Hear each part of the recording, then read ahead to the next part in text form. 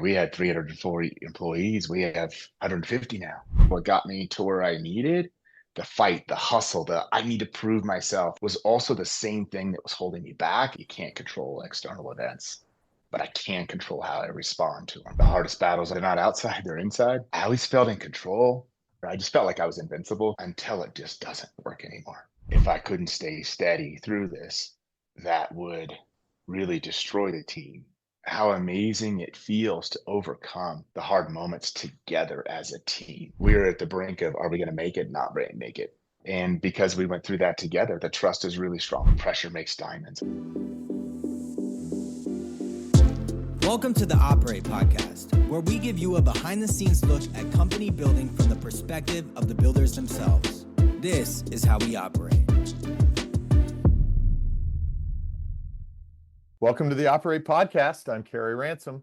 Today's episode is sponsored by BankTech Ventures, the first strategic investment fund designed by the community banking industry for community bank innovation and investment. BankTech identifies leading products and technologies for community banks and works with the founders and management teams to maximize the impact for their banks and for the businesses. If you're a bank looking to innovate, invest in your future, and get better, or a founder who wants to work with community banks, reach out to BankTech Ventures at banktechventures.com. My guest today is my longtime friend, Dan Holt, who is the co-founder and CEO of BillGO, which is a fintech company focused in the payments industry. Dan has a really fascinating background, starting as a paper carrier as a kid. He then went on to the Air Force as an officer, and he got into technical leadership positions in Silicon Valley. And even before BillGO, he was an entrepreneur, co-founding Height, a cloud services company for banks that he ended up selling to one of the preeminent companies in the banking tech industry, CSI. Since he started BillGO, Dan has guided the company through both significant growth, setbacks, and a transformation to a powerful payments accelerator for small businesses. He brings a unique perspective to leadership, which I'm really excited to talk to him about today. And particularly, we're going to talk about leading through volatility for both his company and himself. Dan, I'm super excited. We finally got to schedule and record this conversation. I know we've talked about it many times, but thank you for being here, and let's get going. Well, thank you, Kerry. Thank you for having me. I appreciate it. Appreciate your friendship, your partnership over the years as well. And I'm excited to have this conversation. Absolutely. Well, as I said, you've had this really interesting career path, right? The Air Force, Silicon Valley, and even founding BillGO. But I think what we really want to start with is what you're going through right now. Why don't you kick us off? Kind of where's your head right now with all that's going on with you and with BillGO?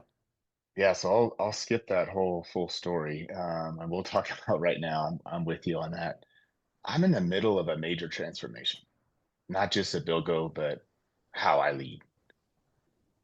And it's leadership through volatility. Volatility has shown me that the most important thing we can lead is lead ourselves. Hmm. And I think that clarity has really led me to think about it in three different areas, which is one, just really knowing myself, like self-awareness as people Mhm. talk about. And, I think growth really starts by recognizing that we might be the biggest limiter of our own success. The hardest battles aren't inside, they're inside, or they're not outside, they're inside. Mhm. And I think the second thing I'd say is that, it's, hey, how can I grow my capacity here? Because my leadership capacity defines my company's capacity. If I could be calm, it's contagious. And, if I show up in the right manner, and my presence can either diminish or create space for trust, innovation, and alignment, if you will. And I think the third one is really about, I talk a lot about camaraderie. Hmm. Part of that's military, but part of that's just, there's so much to camaraderie. You can do so much more. Real leadership, it's not about domination.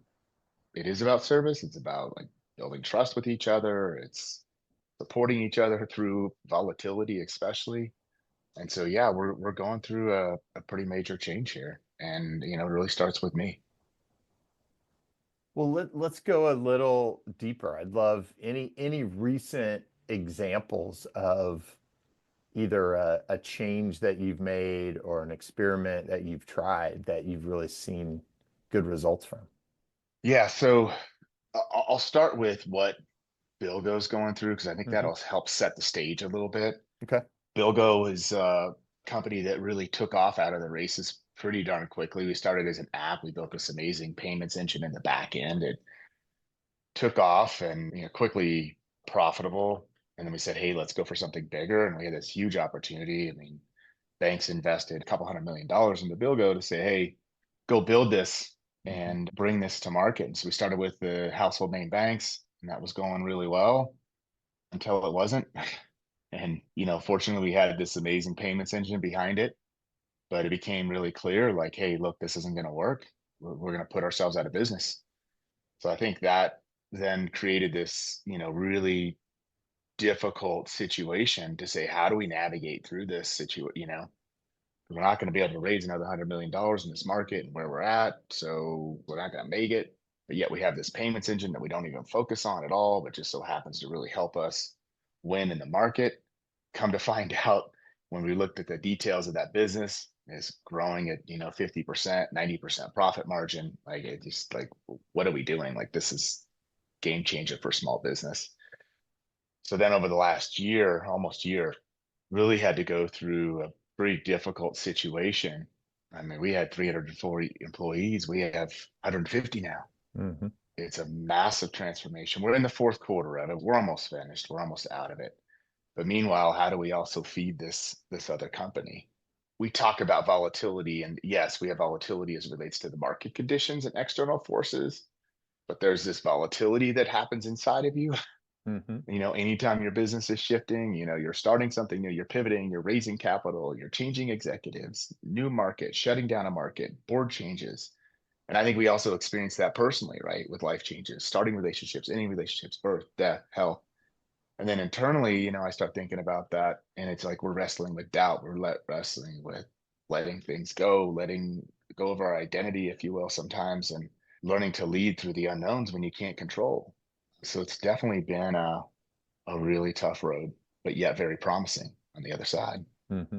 So a lot of challenges that you cited there, and I think for most people, even with the military background and success you've experienced, like these are the kind of things that bring many, if not all of us, to our knees at some point.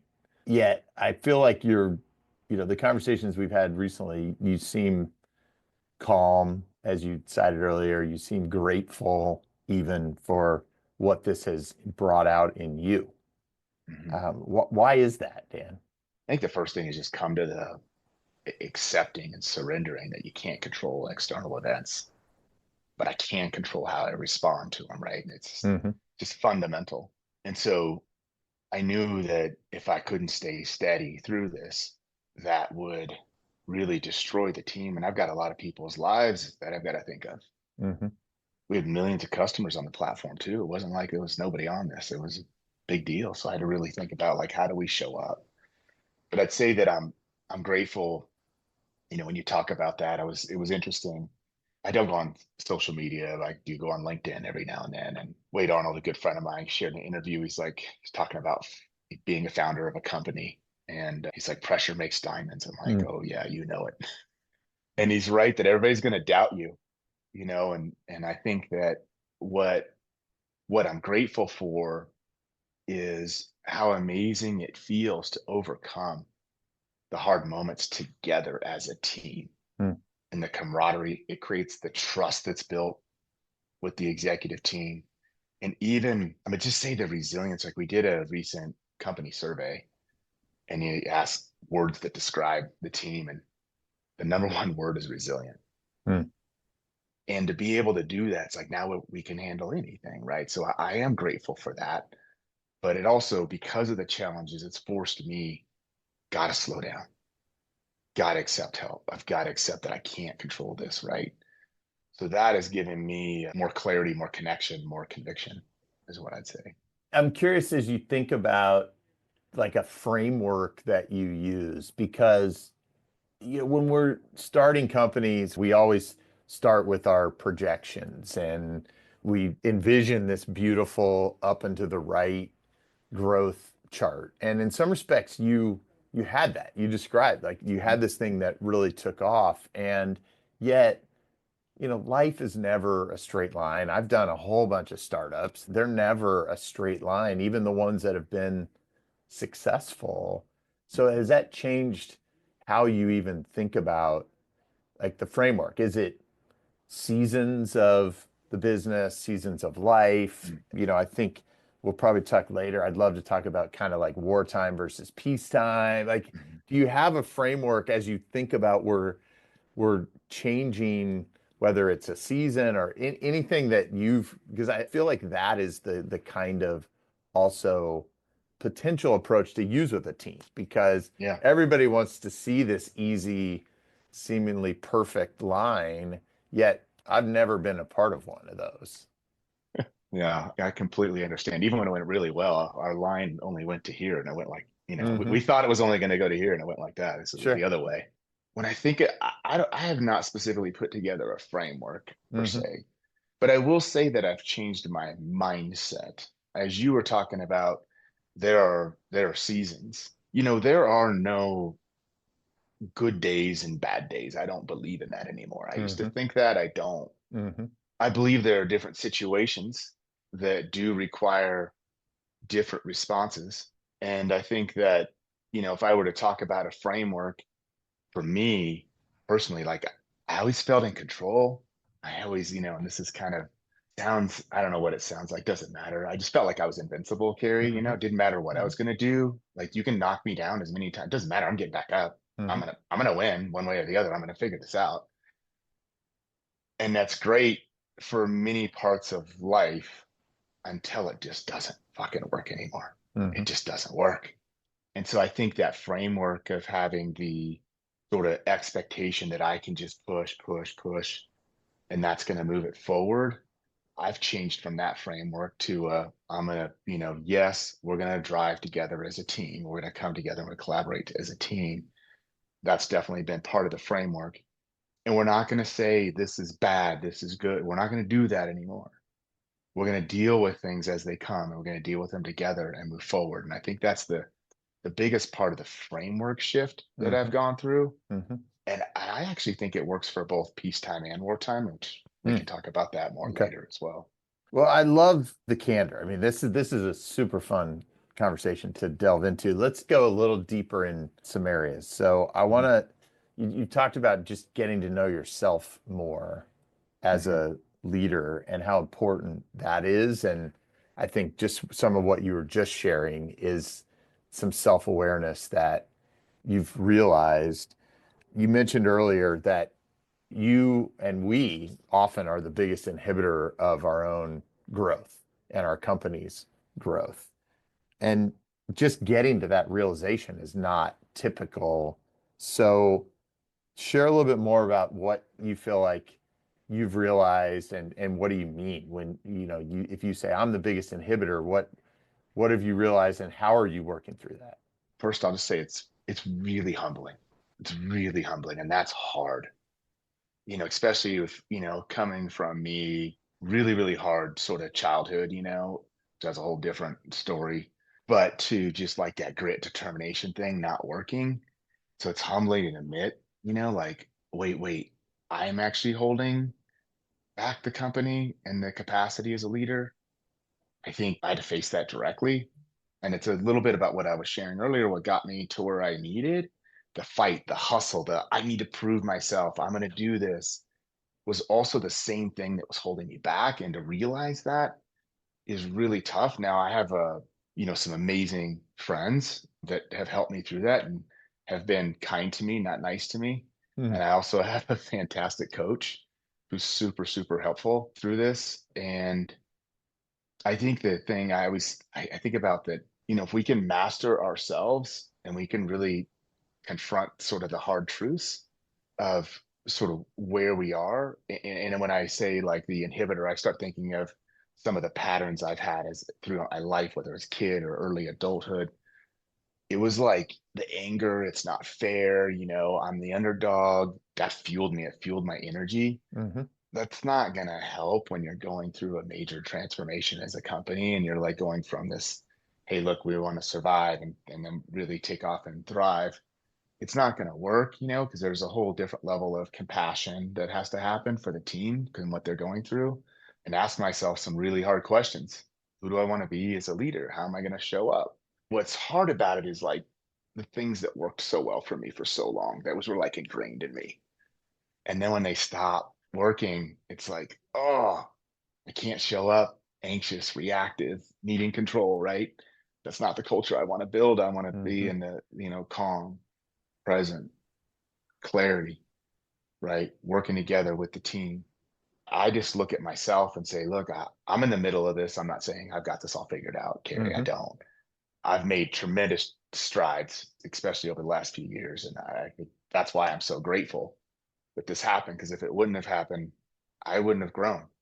Yeah, it's so rich. And I feel like so many people, particularly entrepreneurs, have to face this at some point to grow. So Mm, as you think about the resources or the habits and things that you've found really work for you, any further thing you mentioned, friends, you mentioned a coach, in mhm. any particular things that you've found that have really worked well that you think others should at least try or pay attention to. Yeah. I think the first thing is awareness that, especially founders, they're struggling with this. They don't talk about it. The whole "it's lonely" at the top statement, it's real. Hmm. You can't go talk to your team about this, but then eventually you can. That's what I would say. Eventually you can. And when you can build that, it's different. It's a different relationship. So I think the practices definitely is being very self-reflective, hyper aware of myself and hyper aware of what I'm feeling, especially like emotions. Like I know when I feel the emotion of whether it's guilt, anxiety, fear, anger, like I know it. I know exactly where it comes from. Hmm. And I know those are times when I just have to breathe, right? In terms of daily practices, repeat as much as you possibly can on a daily basis, especially your mornings. Own your mornings. Don't let somebody else own your morning. I don't check my phone first. That's not what I do. Hmm.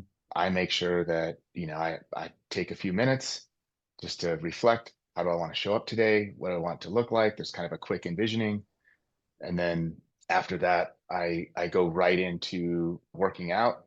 And I basically every day usually take maybe one day off, but that's it. And that helps me show up, get my mind right. And then I write down like what is today going to look like? Like there's this journaling, it's like pre-framing before you even get there. And then I think the thing is I don't let a lot of noise go into my life. And I think that's one of the challenges that we have. Like everybody's coming at you. So if you can reduce that and stay in control of that and saying no, I think that's helped a lot. I think the other thing that I've done is asking more questions, asking better questions.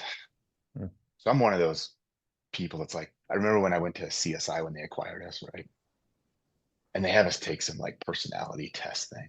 Hmm. CEO comes back to me and is Steve Palace and he says, well, I think you're the most impatient person that's ever taken this. Like, great, great. I don't think that's something I wanted to win. Hmm. So, but what I've learned is like that impatience was like saying, trying to drive, Hmm. go. And so now it's like, slow down. Okay, what am I not seeing? What are you seeing that I'm not seeing?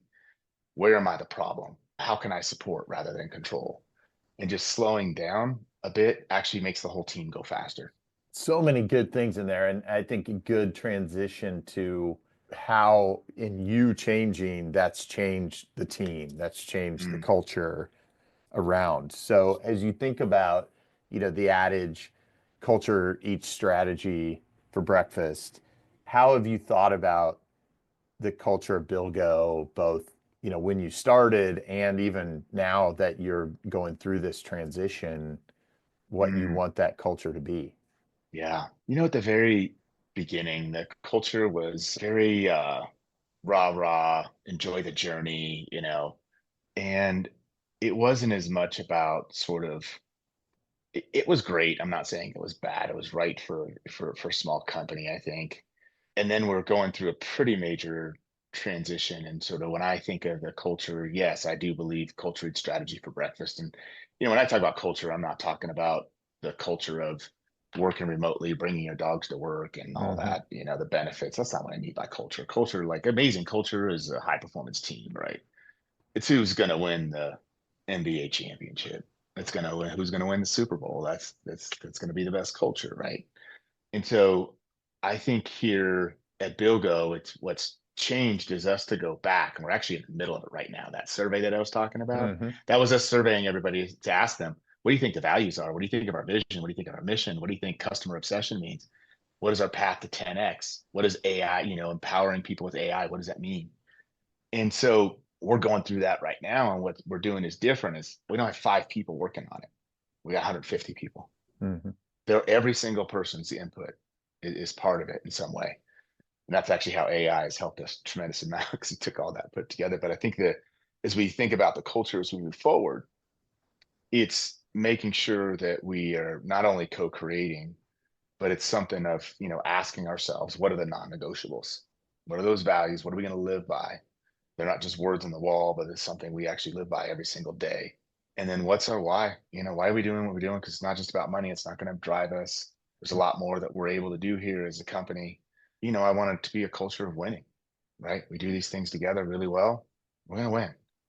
And you want to have a great culture, win. Mm. Feels really good. Yes. Yeah, winning solves a lot of challenges for sure. Yes. So if you're an entrepreneur, you're just starting to realize product market fit, you're just starting to scale, you've probably been a lot of the culture in those early phases of the business. What advice do you have on how do you get that, as you mentioned, from the culture driven by a few people, maybe at the top, to a culture that's bought into and influenced by all 150 people and the next 150 that may join? How do Mm. you advise somebody to work through that?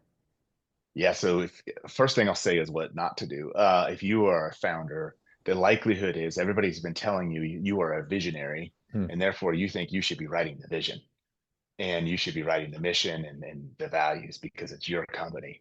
I could tell you that's FUBAR. Don't do that. It's not going to help because you're not going to bring the team with you.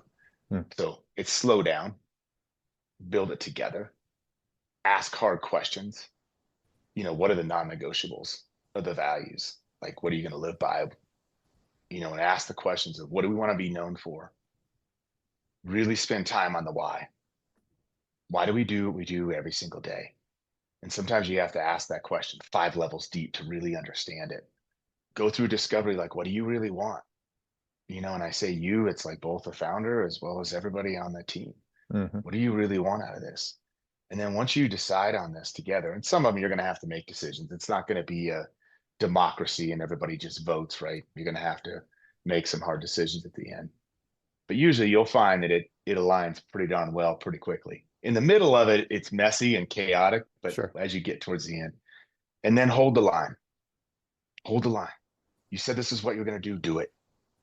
This says why you exist. And this is who your customer is, what you want to be known for. Then go do it and stick with it and just hit it hard every single day. Great advice. You mentioned that you go to your people and what do you want out of this, making sure everybody is also honest about that. I know you've mentioned, having to change out some of the folks in the team. You've had to change the size of the team. I know you've had some folks in your leadership team that are no longer with you. How do you maintain that culture? How do you maintain and build trust and camaraderie, the values that you really care about through all of that change? Mm-hmm. This has been definitely the biggest test of trust ever. We had to let some amazing people go, both the executive staff, like especially on the staff level, it's just and executives too, but it's just been really, really tough. It wasn't that they did something wrong or what have Mm-hmm. you. It's like that business, we're not moving forward with this other business. And so how do you build trust in those situations? What we really did is we committed to being extremely transparent. And to the point where it made a lot of people feel on the executive team, they're not used to this and even uncomfortable with us sharing. Here's what's going on. Here's what we're dealing with, whether it's related to investors, debt providers, a transition, these big customers that we're trying to transition out. I mean, we just shared. And I think that has been a big deal for us to help build trust in trying to really shift more towards leading with compassion and leading with challenge in the middle of that. I don't have that perfected. It's natural for me to challenge people to their highest capacity. It's what I'm really freaking good at. But sometimes that doesn't work. This is time for more compassion. And I think the other thing is really making sure that everybody on the executive team is heard and they're part of it too. And I think, doing that together has helped a ton. But it's, building trust. It's been a tough road. I would say the trust on the executive team, which is fascinating what we've gone through and lost people, Mm-hmm. is stronger today ever than the history of BillGO, Mm. ever than the history of BillGO. And yet we're at the brink of, are we going to make it, not make it about 6 months ago? I don't know. I don't know. Mm-hmm. I believe we will. I believe we can, but I couldn't tell you. There are things out of my control. Sure. And because we went through that together, the trust is really strong. I love the amount of use of compassion that you're sharing because it's terrible. Like the worst days of my career are those days that I had to let people go. Mm. No matter what, whether I inherited them and didn't hire them, or they were people that I had invested massive amounts of my own personal time, energy, and love into. Mm. It's hard. Like those are hard days. But when you show up with the compassion and transparency, like you shared, I totally believe that, and I feel fortunate, most of those relationships have endured through that. Yeah. And people find they're resilient and they find a better opportunity. These things are, that's why I use the term seasons, because I found that, especially in startups, because there's almost a natural discontinuity because of the fact that you're trying to grow at an often unnatural rate, that it's not going to be a straight line. Yeah. I grew up in a 100-year-old family business, Dan. Like it was fairly stable for many, many decades. And Mm. yet you and I go into these crazy environments that are almost the opposite of that. Yeah. I'll share a story because I think it's so applicable to this when you talked about the compassion and building trust and being kind, not nice. Mm-hmm. Um, I was in the airport and I had my BillGO. We all have BillGO backpacks. I'm going up the escalator and this young gentleman says, "Hey, do you work at BillGO?" And I turned around and he goes, "Oh, you're the CEO." I said, "Yeah." He goes, "I used to work at BillGO. You laid me off." I sunk. I just was like, oh. And he says to me, "That was my favorite job I ever had. Mm. And if you guys are ever hiring, I'd love to come back." And it just, I'm like, wow, it's so hard what we know to go through this. Mm-hmm. But if we can treat people with kindness, respect, and dignity, compassion through that process, it's a game changer. That's right. So good. Well, I know I said we wanted to go deeper in a few areas. Let's go a little deeper into the pivot and the decision to do so. So Hmm. BillGo's been through a few seasons of business model refinement. What do you feel like were those early signals that you needed to make as radical a change as you have over the last year? Yeah, so there were some early signs, but we didn't do anything about it because we already had commitments to so many people, investors, and moving Mm-hmm. forward. Mm-hmm. Some of the early signs, definitely the demand from consumers moving more away from sort of consolidated bill pay to biller direct. So we really thought we could switch that. And, we got great feedback from the consumers, but, we are going to have to get that out there at a massive level. And then, of course, through COVID, that accelerated even further.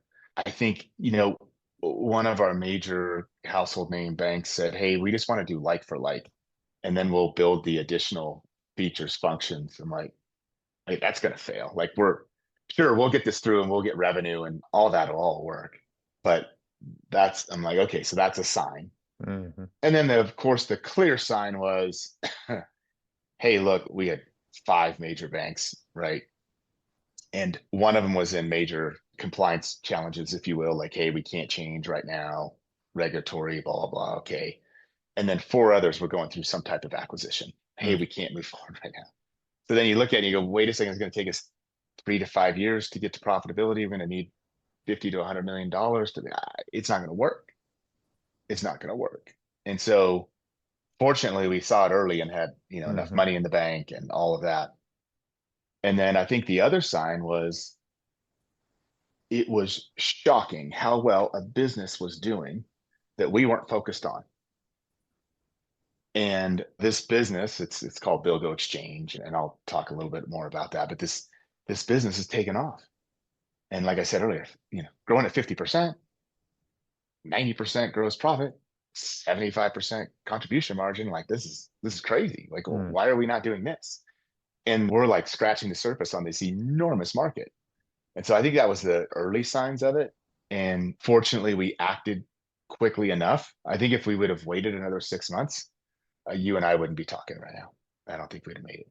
And it's such a challenge too, Dan, because as you said, like the description of the company, the identity of the company is this other business line, this other business that is Mhm. now the new identity is where all the opportunity is. And to your point, it's succeeding despite its lack of attention.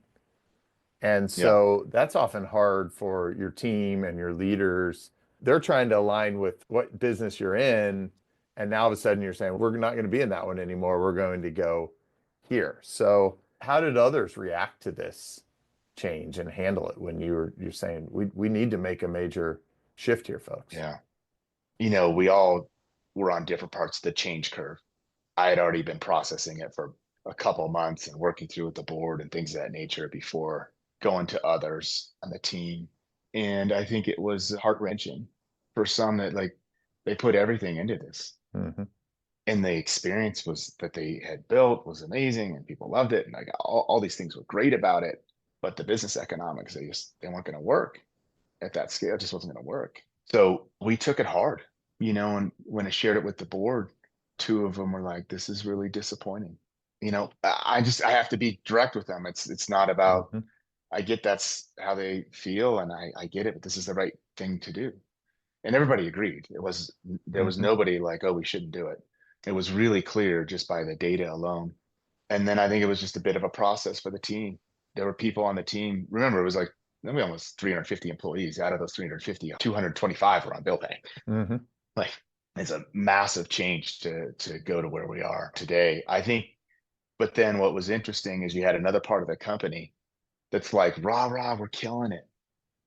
We're growing. Like when they grew the network almost 100% over the last year. Hmm. It's insane, how well that's going. And as we're focused on it, it's just going faster. Like it's even fast. Like I think we're going to be able to 10x this thing in a relatively short period. Like it's greater than 50% of the business already. And I think we're going to 10x it. I mean, it looks really clear. Like there's no reason why we can't. So I think there's excitement, but yet disappointment in navigating, and it affected people differently, but depending on where you were.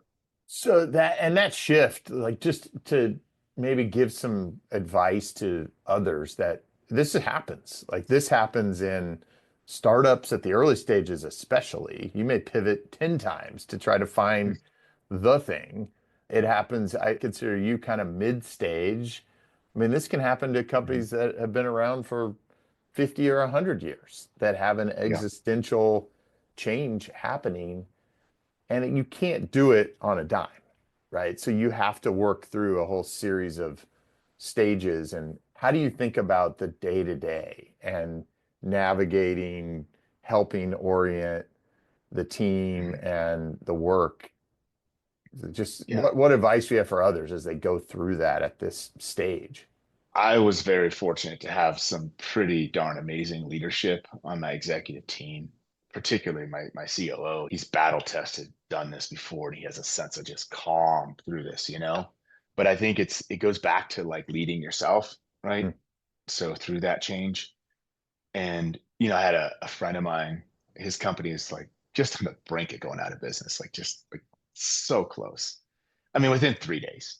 And Pete Kite, who's our chairman, is connected to this friend of mine as well. And he said, just don't give up. Don't give up. And he didn't. And everybody was telling him, like, 6, 12 months ago, give up, give up. and he didn't, and he's survived not just another day, but at least another 6 to 12 months, you know. Hmm. And so I think be resilient, take it as a growth, learning opportunity, do it together as a team. Okay, we're going to shift again. We Okay. talked about a little bit this idea of peacetime and wartime leadership. Mm, And you even said you think there are some approaches that work across both, because I think there's a lot of speculation or advice out there that says these are very different environments and how you show up, what you do should potentially be different. mhm, So mhm. as you think about yourself, like, do you feel like you have a preference or maybe used to have a preference of peacetime versus wartime? How do you think about what's different or how you should be different in one Mhm. of those versus the other? Yeah, so I thought about this a lot as you mentioned it, and then I was like, oh yeah, this is this kind of person. This is this kind of person. And I Hmm. was sort of labeling, Sure. and then I just sat back, and it's fascinating because there was like an interview with Mark Andreessen because you had mentioned this wartime peacetime about Yeah. Ben Horowitz, Yeah. and so then Mark Andreessen was talking about something different, but has a parallel to it. Hmm. And in this recent interview, he was talking about AI and how before we used to go super, super deep in one area.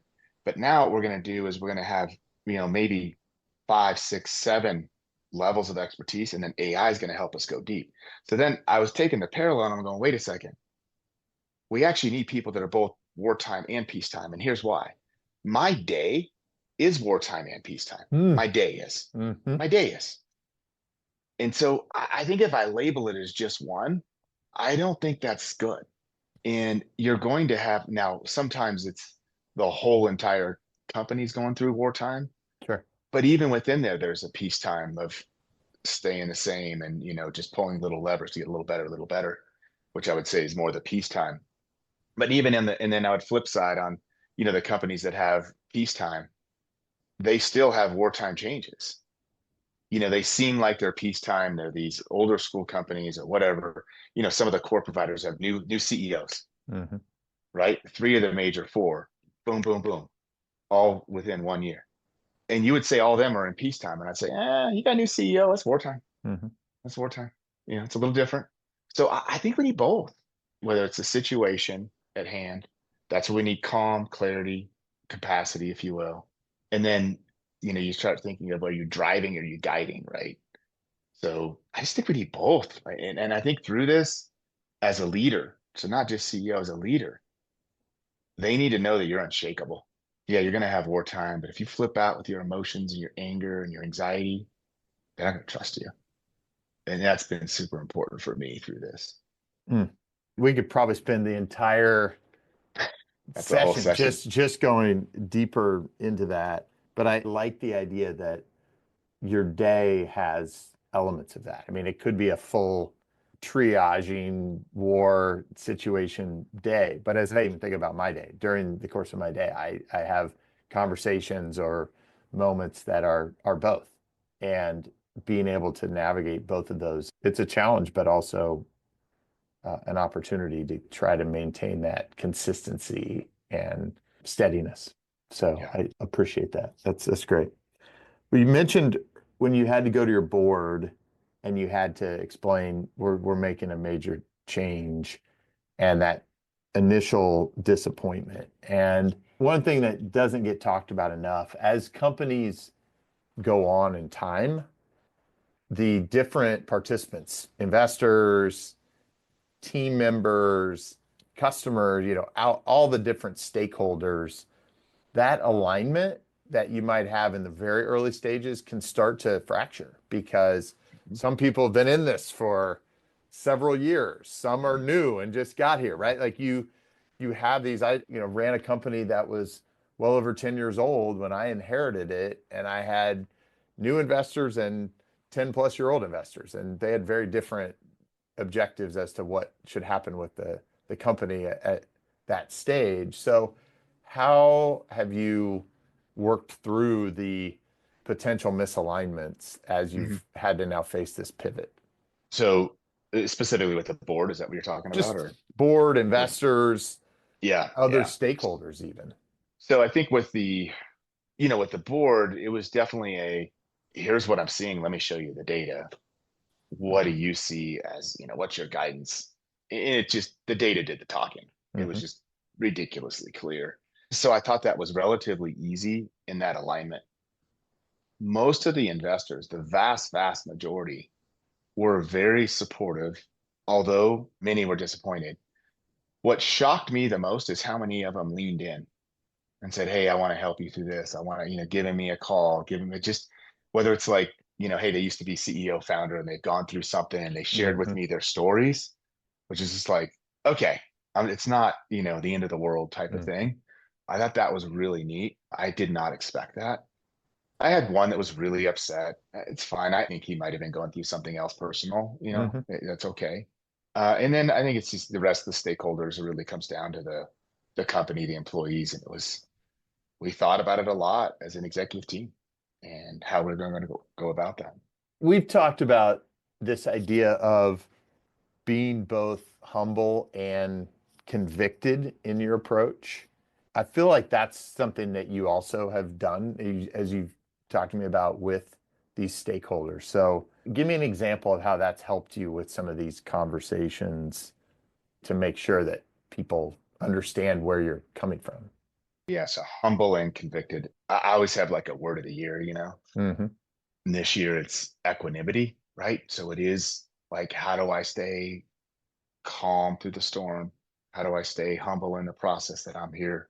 It's not that I'm passive, I'm not like checking out. It's still like Mm-hmm. super engaged, but I'm coming from a grounded place. Like, so when the world's like shaking around me, I'm still gonna hold that space. And I think the humbleness is that I don't have it all figured out.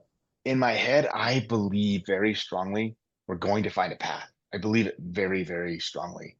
That's my conviction, if you will. Mm-hmm. I don't say I know it because I don't really. But what I do know is that if I can bring more minds together, that we can build something greater, right? And how we bring those minds together, that matters a lot. Mm. Well, Dan, I feel like that is a great actual place to finish this. Like that idea of you're going to do all you can do, you're going to bring the best people you can together, get them aligned. That's super powerful. And I think for anybody that is going to follow BillGO from here, that are going to find out about you and the company from this conversation, they're going to be excited to see where this goes because the story is not anywhere near finished. It's the Mhm. next chapter is just beginning. So thank you so much for joining. Last thing I'd love for you to share, where can people learn more about BillGO? Yeah, so definitely go to billgo.com, and we're going through a Mm-hmm. transition right now, that transformation, and everything will come out relatively new next month. But to summarize sort of who we are, what we're doing, BillGo accelerates payments for small businesses. That's what we do. Mm-hmm. So the 33 million businesses in the US, they receive, of those small businesses, they receive $6 trillion in physical checks. 6 trillion. Incredible. They are also the largest employer for the US that also pays the most taxes because of all the people that they employ. The number one reason they close their doors is because of cash flow. So when we improve their cash flow by intercepting their checks and sending them, their funds immediately electronically, we're making a difference. And I think because of the enormous opportunity, I believe we're on a path to 10x BillGO, specifically BillGO Exchange, and that's majority of our business. And I think it's really about now it's leading through this transformation, and we're hyper committed to being AI empowered company. So for the people in the process, and we've made enormous impacts with AI, like right out of the gate, which has been amazing for us. So yeah, you can go to BillGO, reach out to me on LinkedIn, what have you. I always think of everybody as my comrade as well. So I'm here to support you, here to be there for you. So thank you, Carrie. I really appreciate you. Great conversation, Dan, and thank you so much for the friendship and for sharing so honestly so much with my audience. I appreciate you. Yeah, take care. Thank you for listening to this week's episode of Operate Podcast. If you like this conversation, as a favor to me, you can rate us, review us, or subscribe, or tell your friends. You can also reach out to us on Twitter at Operate Podcast. Until next week, get out there and operate.